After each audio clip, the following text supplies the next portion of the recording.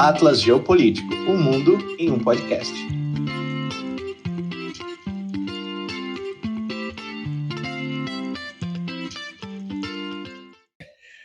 Fala, Matheus. Tudo bem, professor Borsal? Tudo bem, você, como é que vai? Pessoal, estamos aqui então para o nosso 11º episódio, em que a gente vai falar um pouco sobre a tensão no Irã. O que levou o Irã a ser palco de uma tensão? O que está acontecendo por lá? Eu diria que o Irã, já respondendo sua pergunta direto e te interrompendo, o Irã vem sendo alvo de tensões há muito tempo, né? Tensões internas e tensões internacionais. E essa é só mais uma tensão, e acho que demorou muito para a gente falar do Irã aqui no Atlas Geopolítico. Demorou, e acho que pelo lado bom dessa demora, eu acho que a gente está falando no momento em que as notícias estão mais numerosas e que as falas internacionais sobre o Irã também estão mais numerosas. E que a tensão escalou talvez como nunca antes. Exato, especialmente contra o país dele, né?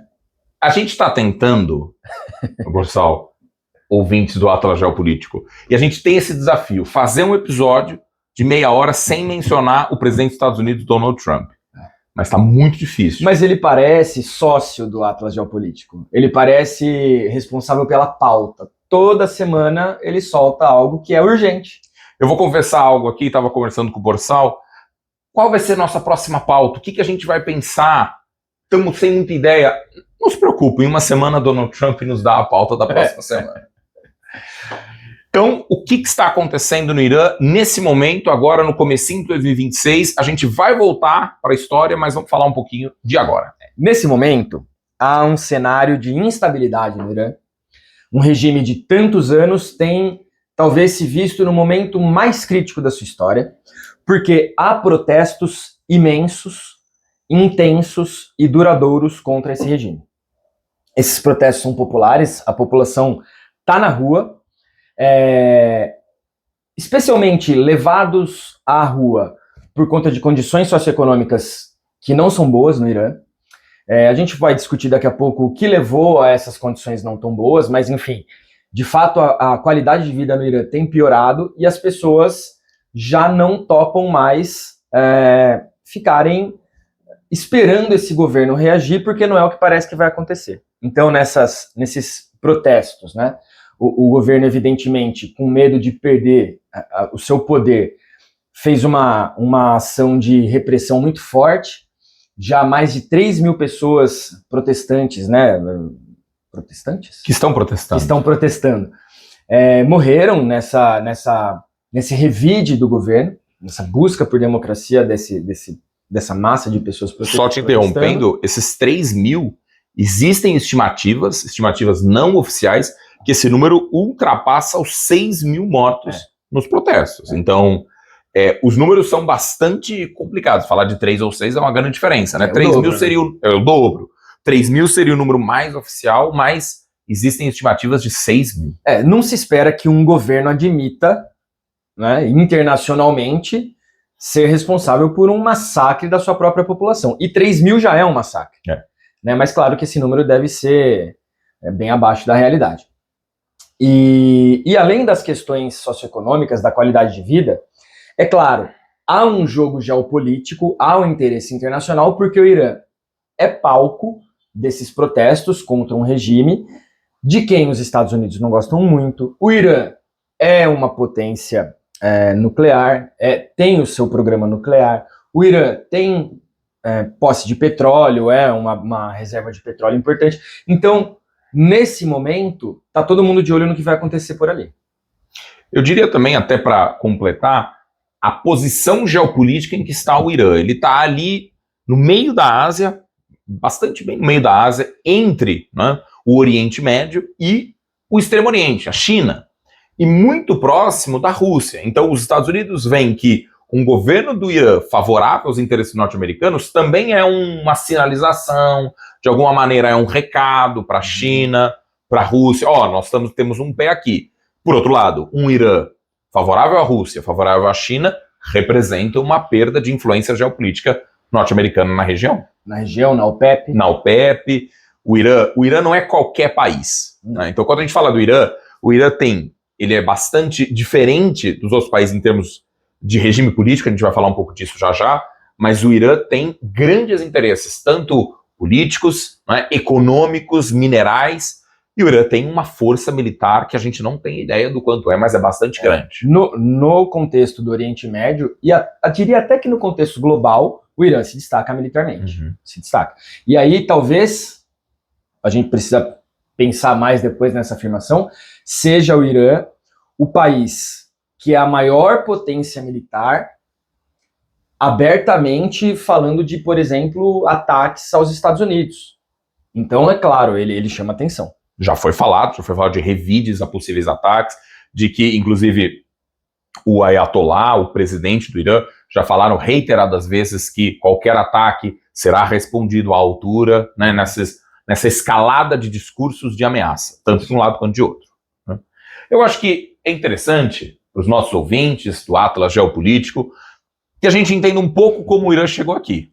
Né. Então, temos a bandeirinha atual do Irã, que é a bandeirinha da República Islâmica do Irã, e o Irã, ele ocupa essa posição particular no Oriente Médio, porque o Irã tinha um governo extremamente favorável aos Estados Unidos, até um títere dos Estados Unidos, um fantoche dos Estados Unidos, em que era governado pelo Shah Reza Pahlavi, Shah é o rei, né, da Pérsia, super aliado dos Estados Unidos e que tinha um estilo de modernização ocidental, era um local de turismo norte-americano, e era, durante a Guerra Fria, uma base norte-americana muito próximo da Rússia, né, e nós tivemos, da União Soviética, na verdade, né, a União Soviética tentando entrar no Afeganistão, nós tivemos a presença norte-americana no Irã, e tudo isso aconteceu durante a Guerra Fria, até o ano de 1979, quando esse regime do Shah Reza Pahlavi é retirado por manifestações maciças no Irã, mais ou menos como a gente está vendo agora,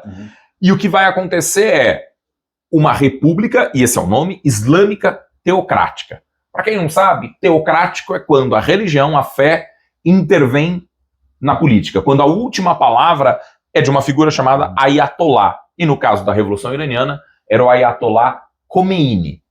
Então nós temos um presidente, hoje no Irã nós temos democracia, temos eleições, temos presidente, mas a última palavra cabe a um líder religioso, o Ayatollah. Hoje o Ayatollah é o Khamenei. Né?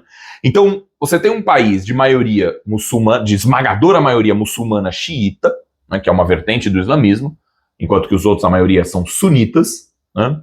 E essa Revolução Iraniana coloca a religião no centro do poder político. Né? Logo depois de 1979, na Revolução Iraniana e na queda desse regime favorável aos Estados Unidos, nós temos uma guerra entre o Irã e o seu país vizinho, o Iraque.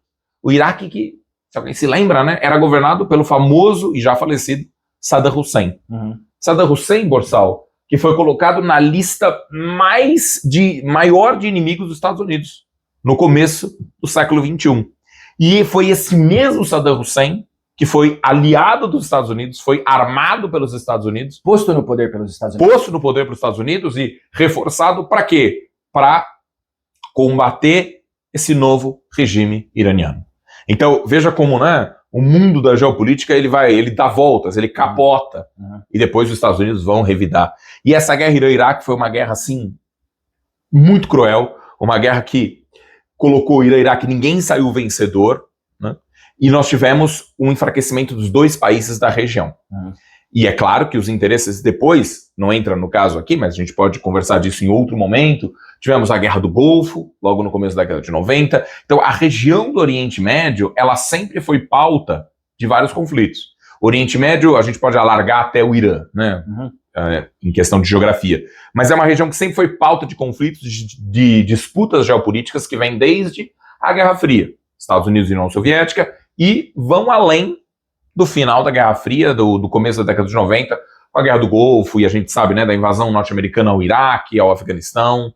E eu acho que tudo isso ajuda a entender como o Irã, desde 79, ele assumiu uma posição de antagonismo aos Estados Unidos, nessa região da Ásia Central, do Oriente Médio, como queira. E é daí que vem, então, o apoio dos Estados Unidos ao Iraque. Mas essa guerra Irã-Iraque, você até me corrija se eu estiver falando alguma besteira, ela teve como motivo, ou como pretexto, na verdade, diferenças religiosas, né? Sunitas e xiitas foram fomentados a um conflito, e essa guerra ela teve consequências para o mundo todo, porque, evidentemente, a guerra está acontecendo sobre a maior reserva de petróleo do mundo, que é o Oriente Médio. Sim. Então, o que se percebeu foi uma enorme oscilação no preço dos combustíveis e dos derivados de petróleo, tantos quanto a gente possa imaginar, porque, afinal, o petróleo estava sendo queimado durante essa guerra. Os países atacavam as reservas do seu vizinho e, dessa forma, a oferta ia diminuindo e uma crise de abastecimento global, né? E todo o comércio mundial de petróleo que está ali na região é afetado por uma guerra.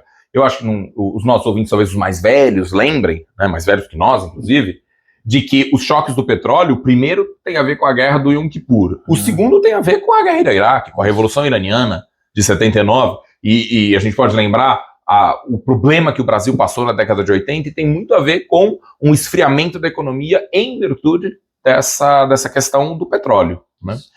Pode falar. Eu queria só fazer uma provocação aqui. Saddam Hussein, que foi armado, financiado e posto no poder pelos Estados Unidos, foi morto por quem? Pelos Estados Unidos. Pelos Estados Unidos. E julgado, né? Julgado assim, né? Daquele jeito. Então a gente, de fato, você falou, a geopolítica, ela capota, a gente tem um tabuleiro, as peças são colocadas ali, mas o peão que hoje eu jogo usando ali ao meu favor, amanhã é meu rival, e o que for mais interessante é o que eu defendo. E a propaganda vira a principal arma de guerra, né? Hoje o Saddam Hussein é a solução para os problemas do Oriente Médio, e amanhã não mais, amanhã ele é um terrorista, perigosíssimo, enfim. Eu gosto muito de uma expressão: a geopolítica é um jogo de xadrez jogado com a regra de damas. As peças são as peças de xadrez, mas a regra é outra. E a regra pode mudar a qualquer momento. Então, você tem aí, claro, né, o aliado de uma hora vira o inimigo da outra, e o Irã sempre usou essa arma do petróleo, né, e ele sempre fala, a gente vê isso agora nos noticiários, sobre o Estreito de Hormuz, que é por onde passa 1/5, né, do petróleo mundial. Então, acabar ou fechar, prejudicar esse Estreito de Hormuz, que fica ali, né, muito próximo ao Irã, significa afetar o mundo inteiro. Né? E aí, né, nós chegamos no hoje, né? E aí aparece... Essa foto do Trump, fica aqui uma confissão de... Não é preguiça, é uma piadinha, eu nem atualizei.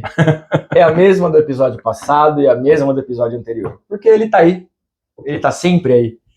Né, os interesses dos Estados Unidos na região, no país, eles são múltiplos, eu diria.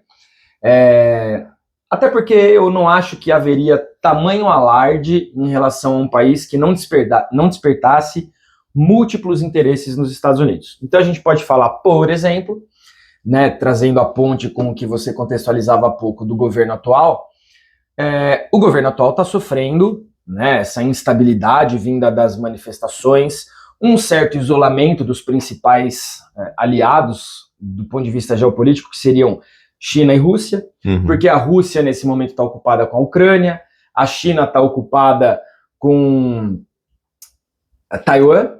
Então, evidentemente, eles não querem a interferência dos Estados Unidos nesses dois contextos, e provavelmente eles devem ter ligado para os Estados Unidos, lá para o Trump, feito um DDI, né, e dito, olha, tá bom, você vai mexendo aí o que você precisa, mas não vem encher meu saco na Ucrânia, o Putin falando aqui, o Xi Jinping falando dali, olha, me deixa mexer aqui com Taiwan como eu quiser, e vai lá por Irã. Então, não parece haver uma grande simpatia de Rússia e China nesse momento para apoiar, para dar suporte ao governo iraniano. Também, né, na Síria, que sempre foi uma aliada do Irã, o governo atual se desmontou, né, se desmanchou, então não há mais o apoio da Síria, que seria super importante do ponto de vista logístico para o escoamento do petróleo. Então, o governo iraniano, de quem os Estados Unidos não gostam, está isolado e sofrendo pressões internas. Pode ser que, então, essa escalada de falas e de ações americanas ao redor do Irã e sobre o Irã seja planejada para acontecer agora, porque afinal é o momento em que aquele regime está mais fraco.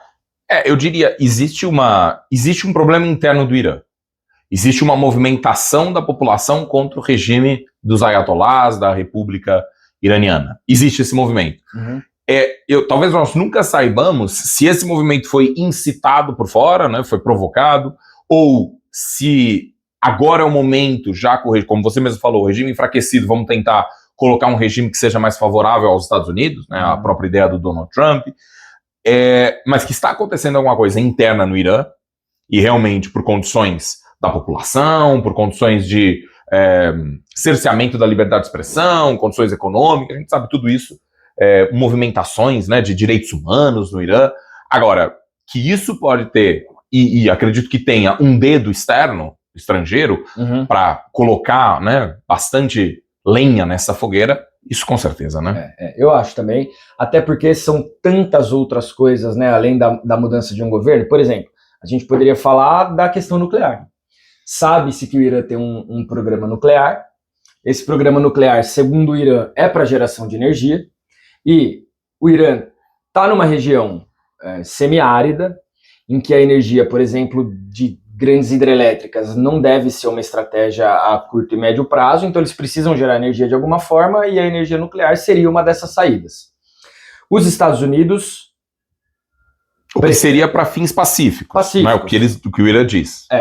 Os Estados Unidos preferem a versão de que esse programa nuclear iraniano é, na verdade, um véu para esconder que eles desenvolvem armas de destruição em massa, armas nucleares. E até a gente falava um pouco sobre isso, os Estados Unidos pedem do Irã uma coisa que a gente falou da fala do Celso Amorim, né? A prova negativa. A prova negativa. Como é que o Irã pode provar que não tem alguma coisa? Provar a ausência de armas nucleares. Isso é pedir uma coisa que beira o impossível. Mas, enfim, fica essa, então, a argumentação dos Estados Unidos para militarmente ameaçar o Irã, né? Você tem armas de destruição em massa, você tem armas nucleares, e isso não pode acontecer, porque afinal existe um contexto internacional de redução desse tipo de armamento. Tratado de não proliferação de armas nucleares. Que o Irã é signatário. Mas o Irã diz, eu sou signatário e cumpro minha parte, você está aqui me acusando. E a gente lembra, por exemplo, do que aconteceu no Iraque. A invasão do Iraque pelos Estados Unidos resultou em uma guerra, resultou em ocupação militar por quase uma década, um pouco mais do que uma década, a morte do Saddam Hussein, porque os Estados Unidos diziam, no Iraque há armas nucleares. E eles não conseguiram provar que eles não têm armas nucleares, é a prova negativa. O mundo dizia aos Estados Unidos que não havia essas armas por lá, até tem um filme muito legal sobre isso, que é o Zona Verde. Zona Verde. Vale assistir. E no final da ocupação americana, os Estados Unidos têm que vir a público e dizer, não tinha mesmo. Né? Então agora parece que esse episódio está se repetindo no Irã. Enfim. E essa região do Irã, né, a gente pode ver que houve uma escalada das tensões, né? Até aqui houve um ataque norte-americano no ano passado, né, em junho de 2025, 6 meses atrás, né, em que os Estados Unidos atacaram algumas posições, supostas posições nucleares iranianas. Foi um ataque até espetacular, o Donald Trump fez um grande alarde, né? E porque os Estados Unidos têm, é interessante ver esse mapa, muita força, muita presença em várias bases muito próximas que rodeiam o Irã. É claro que a intenção, né, dos Estados Unidos é estar próximo da China, estar próximo da Rússia e estar próximo do Irã é uma forma de estar próximo dessas duas grandes potências. Então é aquela coisa, né? O discurso e as ações visam conseguir um aumento da influência. E quando os Estados Unidos destruíram as bases, né, nucleares iranianas, era num contexto em que estava havendo um conflito aberto entre Israel e Irã, um conflito aberto de troca de bombas, de troca de foguetes, e Israel pediu ajuda e os Estados Unidos atacou o Irã, literalmente, né, foi atacado. É legal lembrar também, nesse mesmo contexto, que o Irã, ao contrário do que talvez quase todos os outros países do mundo fariam, o Irã não ficou quieto. O Irã revidou o ataque dos Estados Unidos. Tudo bem, foi um revide comedido, até talvez para as proporções dos danos causados pelos Estados Unidos. Foi uma coisa muito branda, mas foi, olha, vocês são a maior potência militar do mundo, Estados Unidos são, mas calma, não é assim também. Então o Irã atacou uma base militar dos Estados Unidos, não houve mortes, né? Acho é sempre aquilo, né? São tantas coisas acontecendo, mas até que o Irã, numa demonstração aí de boa fé, vamos dizer assim, avisou os Estados Unidos antes de fazer esse ataque, para que fosse realmente um dano às estruturas daquelas bases, e não houvesse mortes, mas o Irã teve o peito de atacar uma base militar americana, o que é uma coisa enorme. É um feito, É um né? feito. É difícil. E nesse ano de 2026, as coisas escalam, né? Por que elas escalam? Por que elas se tornam mais graves? Por conta das manifestações internas, né? Nós já tínhamos no contexto anterior um enfrentamento dos Estados Unidos, de Israel com o Irã, só que as coisas escalam por conta dessa janela de oportunidade, vamos chamar assim, que são as manifestações internas. Deixa eu fazer uma rápida. Faça, por favor. Essas manifestações, inclusive, que tem um personagem interessante de se citar, que é o filho do Shah, Ah, sim. que tem o mesmo nome, Reza Pahlavi, que mora nos Estados Unidos e que é contrário ao governo atual, ao regime atual iraniano. Que derrubou o pai dele. Que derrubou o pai dele. Então, evidentemente, ele tem essa vontade de retirar esse regime atual do Irã, e é uma figura a quem os Estados Unidos poderiam apoiar, porque deve ter ainda um número grande de apoiadores no próprio território iraniano, e a quem o Donald Trump chamou de figura simpática.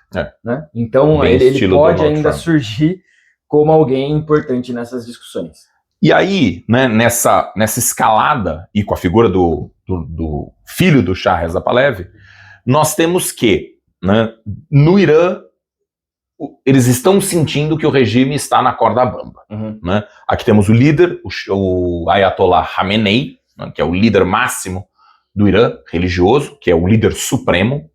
E o Irã, nós percebemos que os Estados Unidos, ao colocarem um porta-aviões chamado Abraham Lincoln, muito próximo do Irã, esse deslocamento, um discurso de possíveis ataques, e dentro daquela coisa da União Europeia chamar a Guarda Revolucionária Iraniana de terrorista. E o Irã rebate, dizendo que os exércitos europeus também são terroristas. E aí fica meio, não, nós não. Nós não somos, a França, meu Deus. Mas chamou, nós chamamos também. O parlamento aprovou. Chama daqui que eu chamo dali. Né? E exato, não, como assim? Nós somos também. Então, existe uma tensão no Irã que é um governo favorável à política do Ayatollah e um governo que está disposto a ir para a guerra. Né? E ao mesmo tempo que vai escalando e que os Estados Unidos, a União Europeia percebem, opa, eles não estão no blefe, que pode acontecer uma guerra e essa guerra ela pode ser regional, né?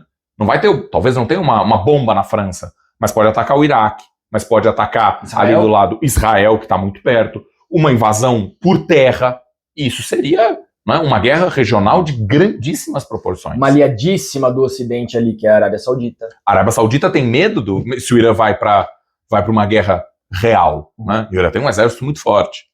E diante dessa possibilidade... Desculpa, tanto que a Arábia Saudita pediu aos Estados Unidos para recuarem nessa possibilidade de atacar o Irã. E o Donald Trump recuou.